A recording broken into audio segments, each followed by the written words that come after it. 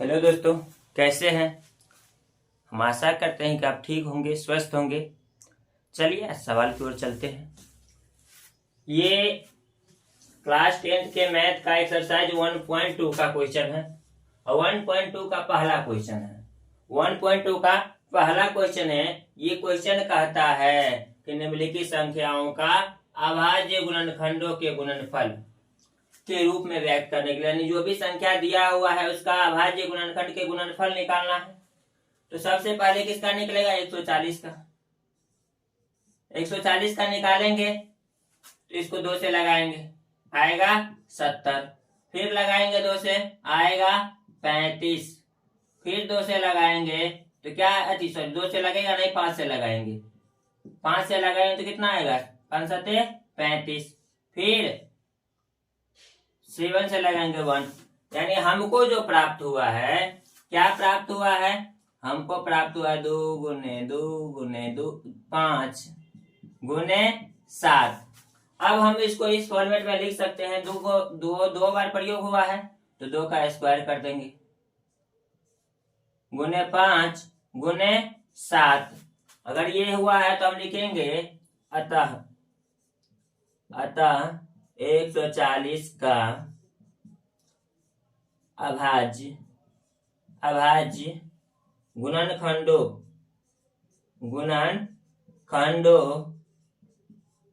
के गुणनफल 2 के पावर 2 गुने 5 गुने 7 है। बहुत ही नॉर्मल क्वेश्चन था। सेकंड यानी ए नंबर ये था। बी नंबर जो क्वेश्चन होगा, बी नंबर क्वेश्चन कितना है? 156। अब 156 का अभाज्य गुणनखंड के गुणनफल निकालेंगे। तो 156 का जब निकालेंगे तो फिर ये 2 से लगेगा। 2 से 2 से 7 14 और 2 8 16, यानी 78 आया। अब फिर 2 से लगेगा। 2 से लगेगा कितना? 2 3 6, 2 9 18 39। फिर 2 से तो लगेगा नहीं, तो लगाएंगे किससे? 3 से।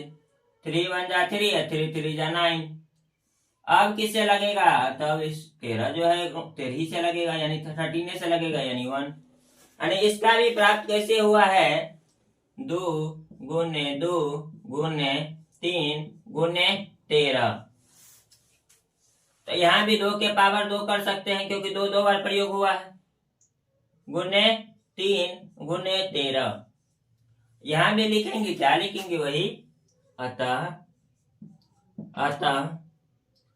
156 का अभाज्य गुणनखंडों के गुणनफल गुणनफल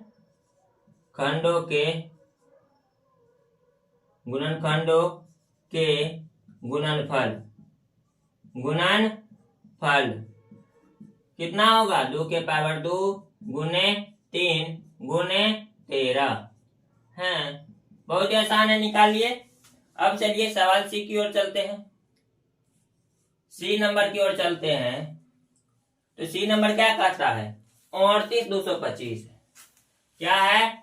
38 225 सॉरी 38 25 है। 38 25। अब 38 25 का निकालेंगे। 38 25 का निकालेंगे जब ये इसके वंश प्लेस पर, यानी कि इकाई अंक पर जो है 5 है, तब तो ये 2 से लगेगा नहीं। 2 से लगेगा ही नहीं, तो लगेगा किससे? 3 से। 3 1 3 3 1 3 3 2 6 3 7 21 3 5 15, यानी 1275 आया। कितना आया? 1275 आया। और 1275 को अगर किसी भी नंबर से लगेगा तो 3 से लग जाएगा। 3 4 12, 3 2 6 और 3 5 15, यानी 425। अब ये जो है 3 से नहीं लगेगा, अब लगेगा 5 से। 5 8 40 और 5 5 जा 25 यानी 85 आया। अब क्या लगेगा, अब फिर से 5 से लग सकता है, 5 1 जा 5, इधर 5 से 1 जा 80, 5 से 1 जा 35। अब लगेगा कितना 17 है तो 17 से लगेगा यानी 1।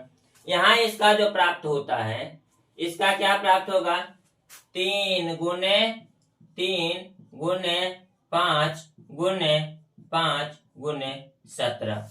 अब देखिए 3 2 बार प्रयोग हुआ है, 5 भी 2 बार प्रयोग हुआ है, तो यहाँ करेंगे 3 का स्क्वायर गुने 5 का स्क्वायर गुने 17। 3 का स्क्वायर गुने 5 का स्क्वायर और गुने 17। तो यहाँ लिखेंगे अतः, क्या लिखेंगे, अतः कितना का था, 38 25, 38 25 का अभाज्य गुणनखंड, अभाज्य गुणनखंड, गुणनखंड गुणनखंड अभाज्य गुणनखंड के गुणनफल, गुणनफल कितना होगा, 3 के पावर 2 गुने 5 के पावर 2 गुने 17 है। इस प्रकार हम लोग सी का भी निकाले। अब क्या होगा, डी नंबर होगा, क्या होगा, डी नंबर होगा। और डी नंबर सवाल कहता है कितना है, 5005, यही है ना, 500 और 5 है, 5 और 005 है, तो इसका भी करेंगे। 5005 का करेंगे तो यहाँ पर 2 से लगेगा नहीं, 3 से लगेगा नहीं, तो किससे लगाना होगा, 5 से, किससे लगाना होगा, 5 से, 1 होगा ना जी। अब ये किससे लगेगा, 1001 किससे कटेगा, तो 7 से कटेगा, कितना से, 7 से, 1 4 3, 7 1 जा 7 3 बचा 7, इसके बाद 0 लगेगा, 7 4 जा 28, इसके बाद 21 बचा, 7 3 जा 21। इसके बाद ये लगे कटेगा किससे, ये कटेगा 11 से, किससे, 11 से 13 बार में, और ये कटेगा 13 से। यानी यहां पर जो प्राप्त हुआ, क्या प्राप्त हुआ, 5 गुने 7 गुने 11 गुने 13।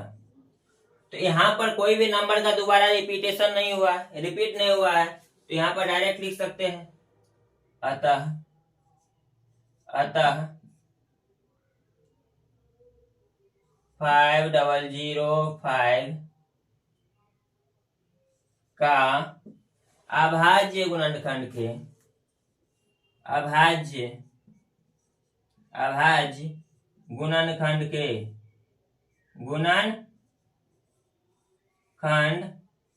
के गुणनफल, गुणनफल कितना होगा, 5 गुने 7 गुने 11 गुने 13 है। इस प्रकार इस सवाल को बनाए। अब एक और रह गया है 74 29, एक और सवाल रह गया है 74 29। एक तो सवाल को मिटाते हैं इधर का। आशा करते हैं कि आप लोग लिख लिए होंगे,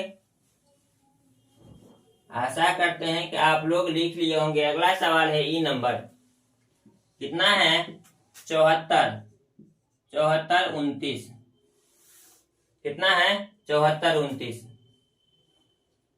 तो 74 29 में जब लगाएंगे तो आपको पता होना चाहिए, ये 2 से लगेगा नहीं क्योंकि यहाँ पर 9 है, 3 से भी नहीं लग रहा है, लगेगा किससे, लगेगा किससे, तो 11 से लगेगा। कितना से, 11 से लगेगा, 11 से लगेगा या और कुछ, 11 से भी नहीं लग रहा है शायद, किससे लगेगा, 17 से लगेगा, किससे लगेगा, 17 से लगेगा, 17 से लगेगा। तो 17 चौका 17 एकम 17, 17 दूनी 34 यानी 34, 17 तिया 51, 17 चौका 68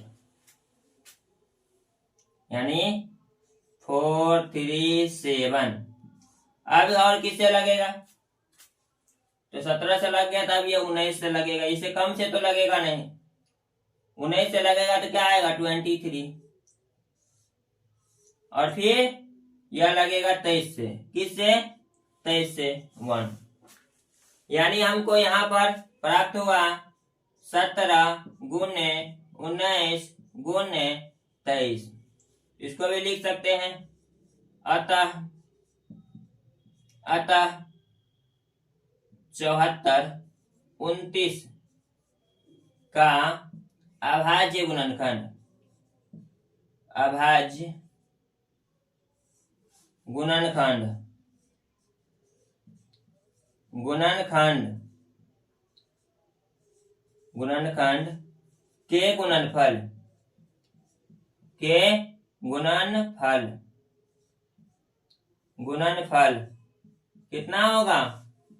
17 गुने 19 गुने 23 है। इस प्रकार हम लोग सवाल नंबर 1 को सॉल्व करने का प्रयास किए। फिर लौटेंगे अगले सवाल के साथ। और आप लोगों से एक आग्रह है, ज्यादा से ज्यादा बच्चों तक इसको शेयर कीजिए, और अगर चैनल को सब्सक्राइब नहीं किए हैं तो सब्सक्राइब कर दीजिए, लाइक कीजिए। अगर किसी भी प्रकार की परेशानी हो तो कमेंट कीजिए। मिलते हैं फिर अगली क्लास के साथ, तब तक जय हिंद जय भारत।